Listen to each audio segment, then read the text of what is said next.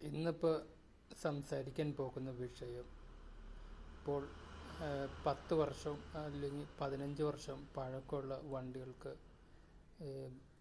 എല്ലാ രീതിയിലും ഫീസ് വർദ്ധിപ്പിച്ചു.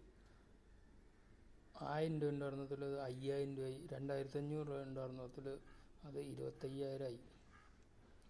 ഇങ്ങനെ ഫീസ് വർദ്ധിപ്പിക്കുമ്പോൾ എന്നാ കുഴപ്പമെന്ന് വെച്ചാൽ ഈ സാധാരണക്കാർക്ക് അതിനെ മുന്നോട്ട് കൊണ്ടുപോകാൻ വളരെ പ്രയാസമായിരിക്കും.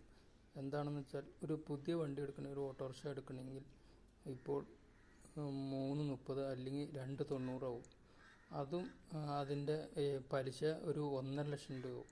അങ്ങനെ എല്ലാം കൂടി ഒരു 5 ലക്ഷത്തിന് താഴത്തേക്കാവും. ഇതും വെച്ചുകൊണ്ട് എങ്ങനെയാണ് ഇതിൻ്റെ മുന്നോട്ട് പോകുന്നത്? അതുപോലെ ഭാര്യ, മക്കൾ, മാതാപിതാക്കൾ ഇവരെല്ലാവരും കൂടുമ്പോൾ എങ്ങനെയാണ് ജീവിക്കാൻ കഴിയുക? ഇത് മനസ്സിലാക്കി പ്രവർത്തിച്ചാൽ മാത്രമാണ് ഇത് മുന്നോട്ട് കൊണ്ടുപോകാൻ കഴിയുള്ളൂ. അല്ലാണ്ട് സാധാരണക്കാർക്ക് ജീവിക്കാൻ യാതൊരു നിവൃത്തി ഉണ്ടാവില്ല.